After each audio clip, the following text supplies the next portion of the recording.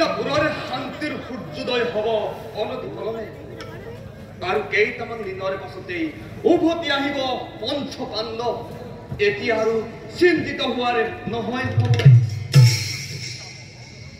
অধিকভাৱে অপেক্ষা কৰিছো প্ৰিয় পাণ্ডৱৰ শুভ আগমনলৈ অজ্ঞাত বাসৰ সমাপ্তি অতি নিকট আশ্চৰ্য আৰু কুলগুৰু গাঙ্গেয়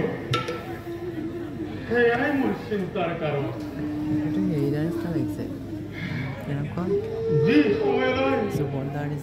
যি সময়লৈ আপোনালোকে অধীৰ আগ্ৰহেৰে কৰিছে অপেক্ষা এই প্ৰতিটো ক্ষণেই কৰিছে মোৰ হৃদয়ত একোটা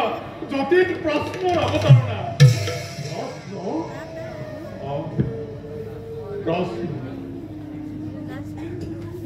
প্ৰশ্নৰ উত্তৰ বিচাৰি কৰিছো কোনে দিব মোৰ প্ৰশ্নৰ সঠিক সমাধান ধৈৰ্য ধৰক গাঙ্গেয় ধৈৰ্য ধৰক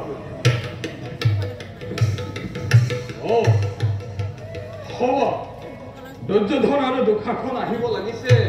আমাৰ দিশে দুৰ্যোধন আহিছে তেনে কিবা আলোচনাৰ মিলিব পাতনি নিশ্চিত হবে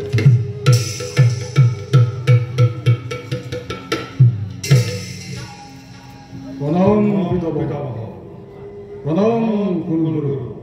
প্ৰণাম দুৰ্যোধন কিবা হেতু প্ৰৱেশিলা তুমি আমাৰ পাশে হে গুৰুদেৱ পিতামহৰ কুলগুৰু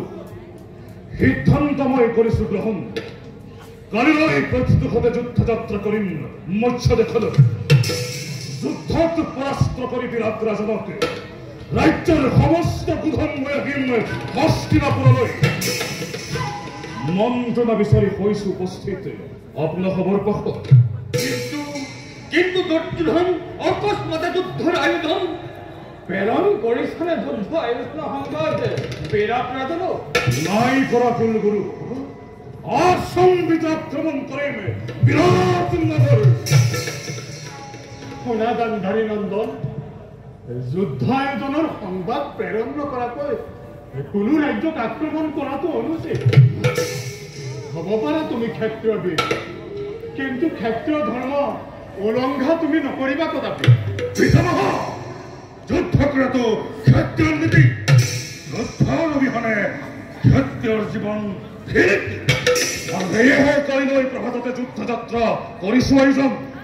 আশা কৰো তিনিওজন মহাৰথীয়ে সৈন্য সামন্ত লৈ কাইলৈ প্ৰত্যুষতে আমাক সংগ কৰিব প্ৰদান কিন্তু দুৰ্যোধন কোনো কিন্তু নাই কিন্তু আশ্ৰয় লৈ সেইসকলে যিসকল ভীৰু যিয়ে কামতে অৱহেলা কৰে আৰু শুনক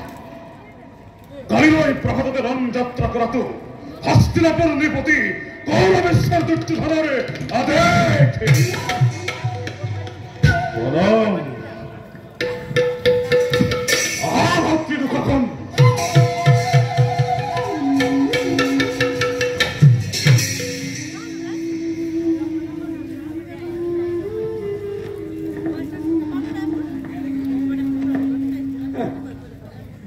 মন্ত্ৰণা বিচাৰি আহিছিলানে দুৰ্যোধন নে তোমাৰ আদেশ শুনাবলৈ কুলগুৰু দুৰ্যোধন সলনি নহল আৰু নহবও কোনোদিন